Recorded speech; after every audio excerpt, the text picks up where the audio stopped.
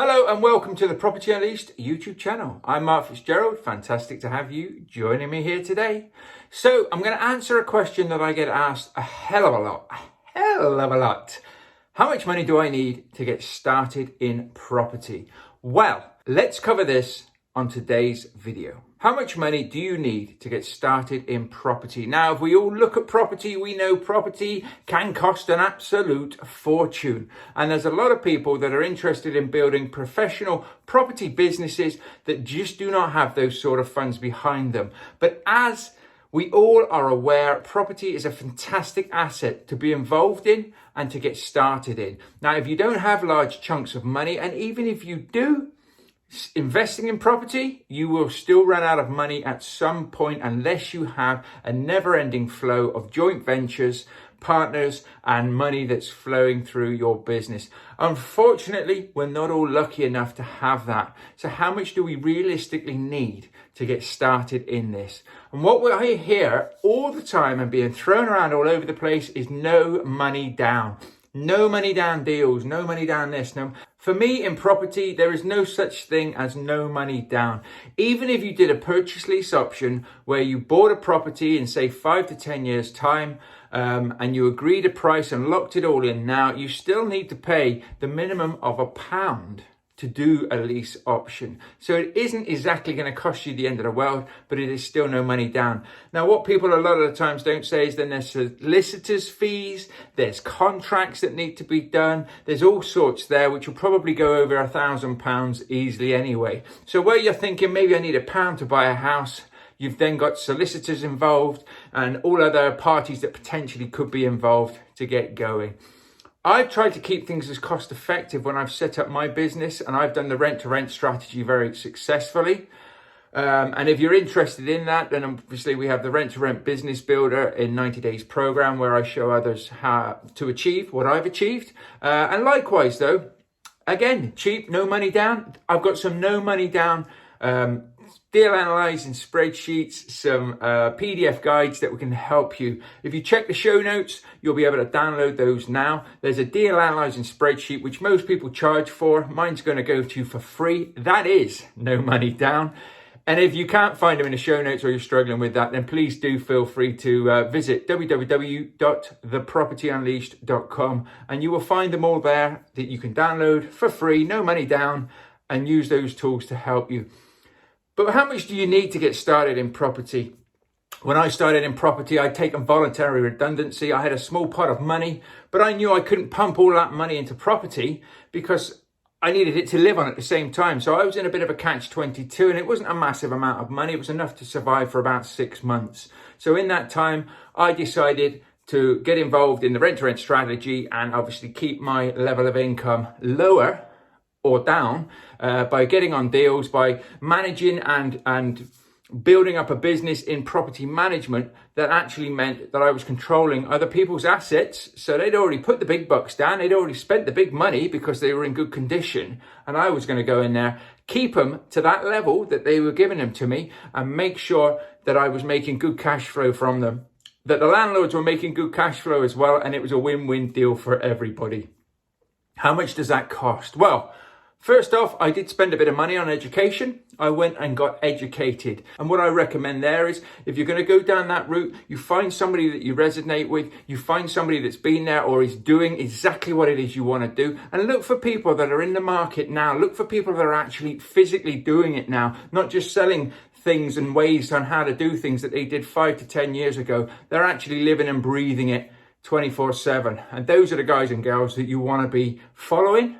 And you want to be making sure that if you're going to do any training, that they're the right people that you're going to do the training with and will offer you the right support. That again is obviously not no money down, but that is just investing wisely in your own education. Now, reading books, watching videos, listening to the podcast, the Property Unleashed podcast is another beauty, which comes out twice a week, which can really, really help you with nuggets on property investing, mindset, and entrepreneurship. Again, that is no money down. So realistically, I'd say when you know what you're doing, and you need to make sure you know what you're doing, because if you don't, it can cost you a lot more in the long run. So where you may only need, and I would say if you're going to get involved in sort of startup strategies, deal sourcing, you need to make sure that you're set up and you've got all your compliances and everything that you need in your business. Rent to rent, again, you need the compliances, you need to set yourself up. You need some money for dressing. You may need to paint the property. You may need to put some furniture in, but you don't necessarily need massive amounts and chunks of money to do so. You can finance a lot of that by knowing the right people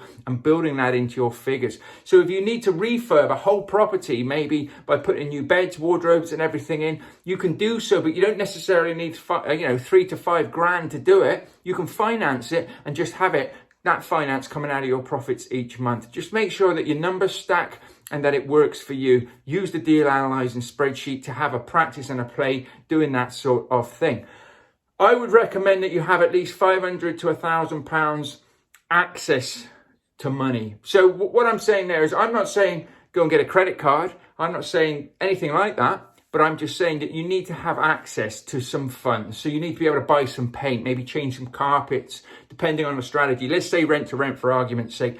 The most I've ever spent on a rent to rent deal was £900 in setting it up. Now what that was some decorating. That was a little bit of plastering, just because there were some holes in some walls, and that was some carpets, and that was £900. That's the most I've spent. On average, I probably spend between £300 to £500. Now, I bought a load of dressing when I first started as well to dress the rooms, bedding and stuff like that, make it feel homely and everything. But that stuff, once you've bought it, you're going to reuse. So you're just going to reuse that on all your property and all your rooms. So that's just money invested.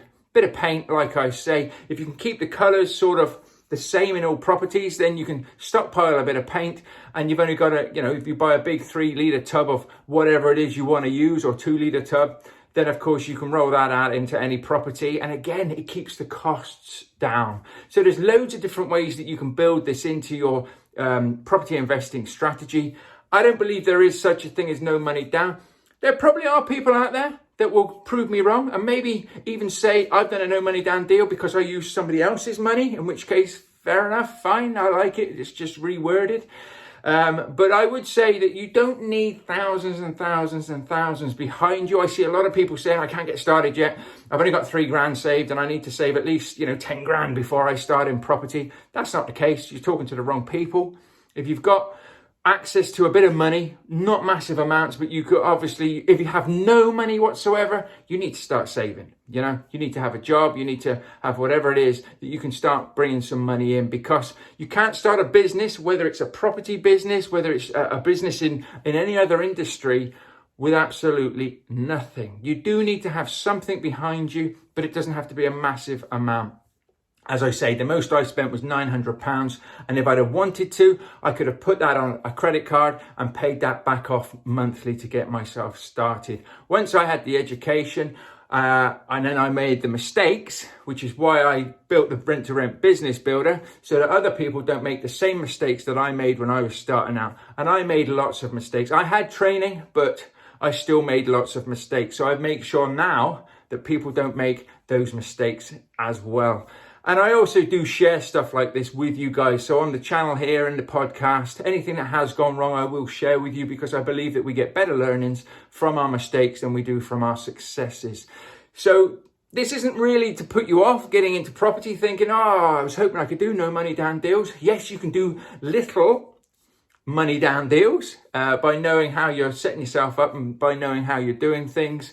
But I would say that you do need to have, a few £100 behind you. Same for deal sourcing. So make sure that you have a bit of money set aside for those. And like I say, if you have absolutely no money at the moment, you're not going to sleep well at night, are you? So make sure you start trying to save, because I'll tell you another thing.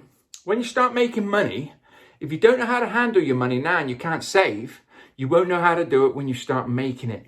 So best practices now. If you could save £5 a week. I'm saying worst case scenario, £5 a week, just start saving £5 a week, because as the amounts get bigger, the disciplines won't change. So that £5 could turn into £50 a week, could turn into £100 a week, could turn into £500 a week, depending on the size of your business. And if the disciplines aren't there at the beginning, don't expect them all of a sudden to turn up when you start making lots of money. You'll just burn through that as well. So you need to make sure that you're looking at your utilities, you're looking at your bills, your outgoings. You're seeing how you can monitor your outgoings, and you're basically running the business that is your own life and knowing exactly what your outgoings are and what your income is. And if your income's vastly worse than your outgoings, you need to make a change.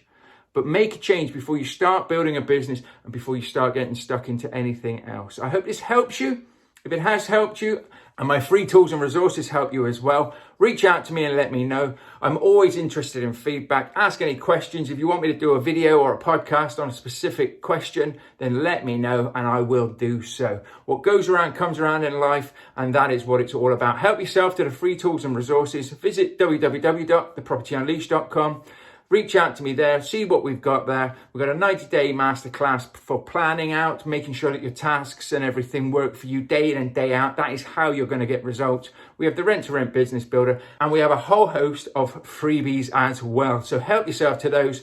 They don't cost you anything, and if you don't use them, you haven't lost anything. But you never know, it might help you, or you might learn something that you didn't already know. So, thank you for joining me. I look forward to seeing you in the next video. Take care and bye for now.